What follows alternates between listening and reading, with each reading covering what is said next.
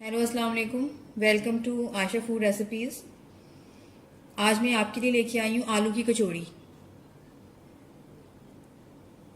कचौड़ी ऐसी चीज़ है जो हर इंसान को पसंद होती है, तो इंशाल्लाह आपको पसंद आएगी।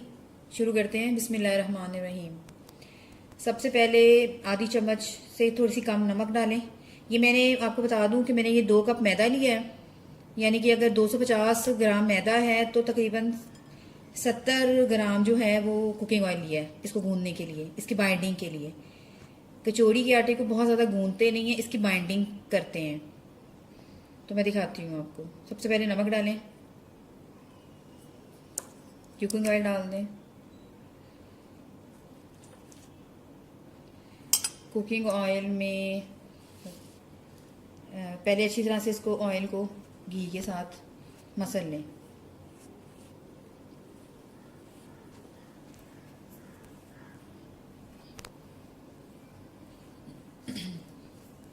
ये जितना ज़्यादा हम अच्छा मसलेंगे उतना ज़्यादा अच्छा बनेगा। और इसको बहुत ज़्यादा सख्त नहीं गूंदना, क्योंकि इसमें घी ज़्यादा होता है। इसको हमने एक नॉर्मल आटे की रोटी की तरह गूंदना है, कचौड़ी के आटे को। थोड़ा थोड़ा करके पानी डालें।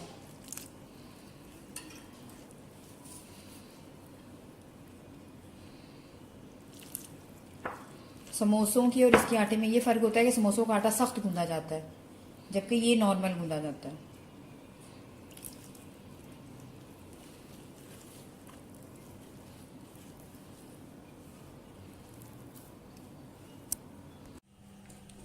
अब हम आलू की फिलिंग तैयार करेंगे। थोड़ा सा कुकिंग ऑयल डालें और इसमें पहले थोड़ा सा अदरक डालें। अदरक आप काट के भी छोटा छोटा डाल सकते हैं और कश करके, मतलब कद्दू कश करके भी डाल सकते हैं। थोड़ा सा कुकिंग ऑयल और डलेगा।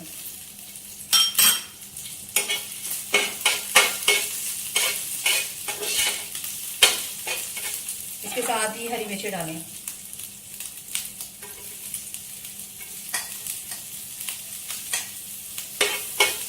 थोड़ा सा इनको सोते करें।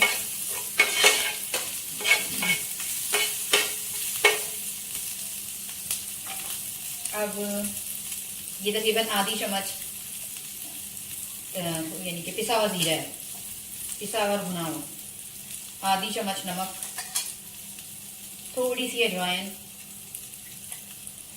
थोड़ी सी लाल मिर्च भी आधी से चम्मच से भी थोड़ी कम है, और जीरा आधी चम्मच, और ये पिसा हुआ धनिया ये भी आधी चम्मच। इन सब मसाले को भूनिए।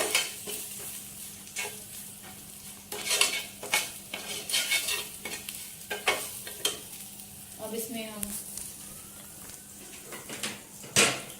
मैंने आलू पहले से मैश करके रखे हुए थे, आलू डालें।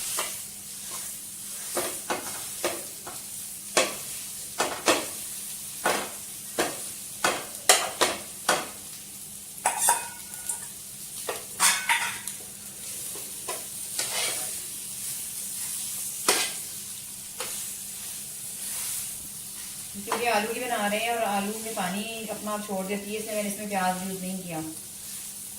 लेकिन अगर आप जब कीमे की कचौड़ी बनाएंगे तो उसमें आप पहले प्याज को करेंगे।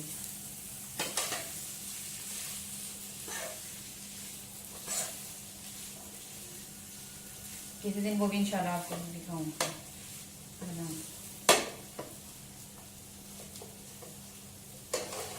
अगर आपको नमक मिर्च में कोई कमी बेशी लगती है वो थोड़ा सा आप अपनी मर्जी से अपनी ज़रूरत के मुताबिक ऐड कर सकते हैं।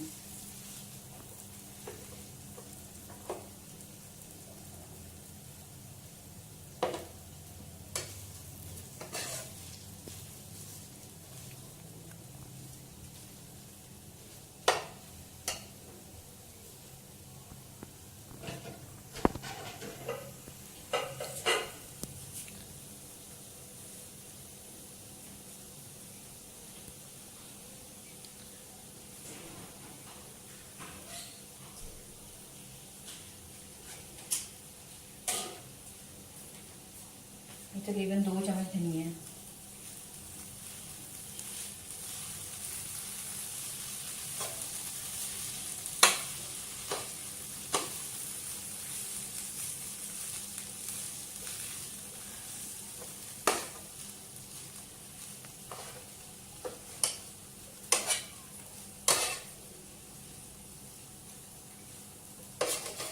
और मैंने एक और पैन में पहले से ऑयल गरम करने के लिए रख दिया है, लेकिन जब हम कचौड़ियाँ बनाना शुरू करेंगे तो उस वक्त हम गैस की फ्लेम को बिल्कुल हल्का कर देंगे। जितनी हल्की आग पर पकेंगी उतनी ज़्यादा क्रिस्पी बनेंगी और अच्छी तरह से अंदर से पकेंगी।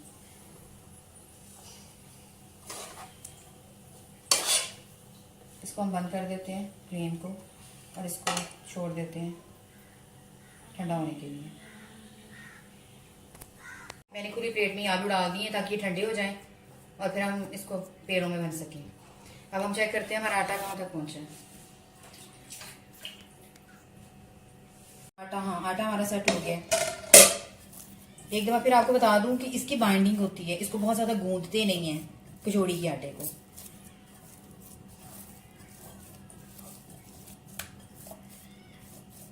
और आप छोटे छोटे पेड़े करें जितने आप चाहते हैं।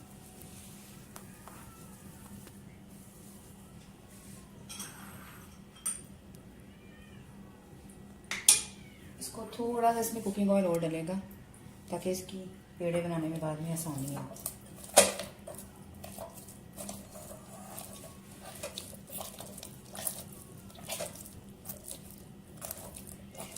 इसको खुशका नहीं लगाना।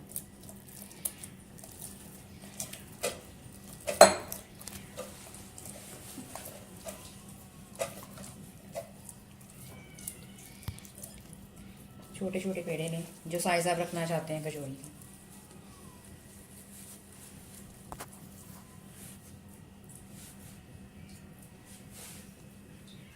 बंद करो।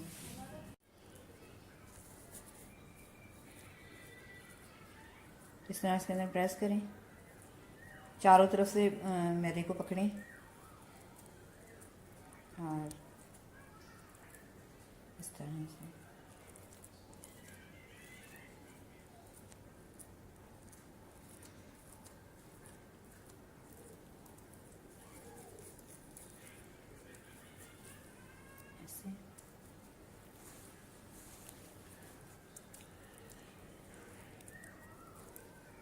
ये जैसे प्याली की शक्ल देते हैं इसको। दोबारा से बता रही हूँ आपको। इसमें भरें, आटे को आगे लेके आएं,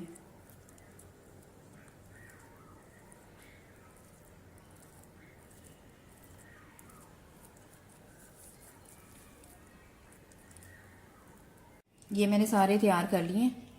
अब मैं आपको बताती हूँ कि इनको कैसे बनाना है और कैसे फ्राई करना है। इसको फ्राई करना शुरू करें। तकरीबन 7-8 मिनट लगेंगे आपको एक चक्कर को पूरा करने में, फिर ये सही पकेगी। क्योंकि मैंने अब आग हल्की कर दी है इसकी।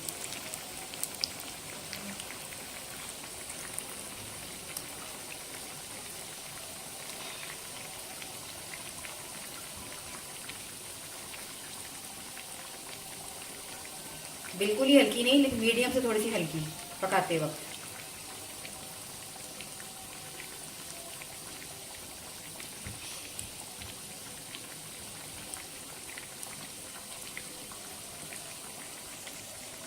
प्लीज़ हमारे चैनल को सब्सक्राइब कीजिए, लाइक कीजिए, शेयर कीजिए और बेल का बटन दबाइए ताकि मेरी हर आने वाली नई रेसिपी आप तक पहुंचे।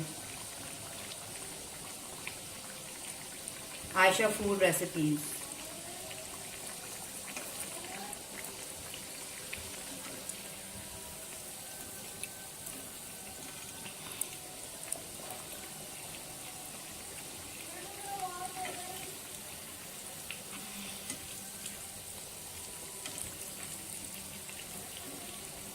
कभी कभी बबल्स बन जाते हैं बहुत ज़्यादा ऑयल में, और ये इसी वजह से बनते हैं जब हम आग बहुत ज़्यादा तेज़ रखते हैं।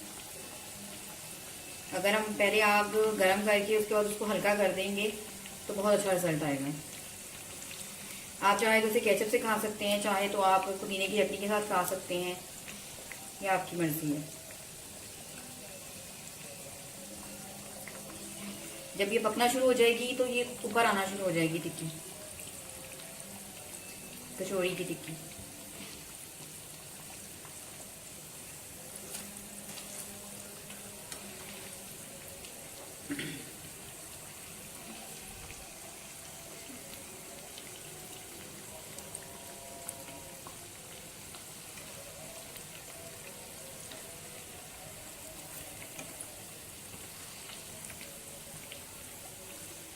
चाहे तो आप इसे सुबह नाश्ते में भी खा सकते हैं, चाहे तो 4 बजे की चाय के साथ स्नैक्स के तौर पे भी खा सकते हैं। और मेरे ख्याल में कोई ऐसा इंसान नहीं होगा जिसको कचौड़ी पसंद ना हो। मैं इंशाल्लाह एक दिन आपको किसी दिन आपको कीमे की रेसिपी भी दूंगी, कीमे की कचौड़ी की रेसिपी। ऑलमोस्ट ये डन हो गई हैं। और देखें कितना प्यारा कलर आया है, गोल्डन ब्राउन।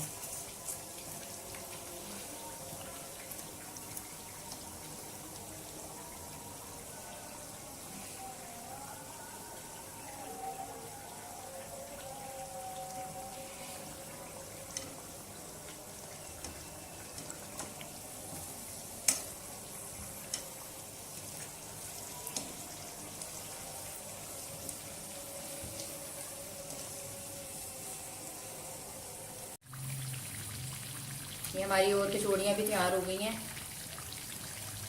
अगर आपने सही तरह से फ्राई करनी है, ये कच्चापन ना हो और ठीक ठाक क्रिस्पी बने, तो उसका सबसे अच्छा तरीका ये, आपको कम से कम 7-8 मिनट लगेंगे एक चक्कर कंप्लीट होने में, फिर अच्छी कचौड़ी बनेगी।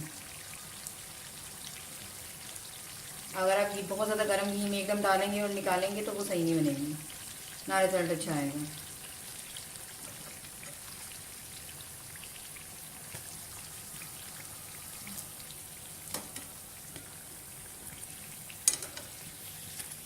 उम्मीद है आपको पसंद आएंगी। अगली रेसिपी तक अल्लाह हाफिज़।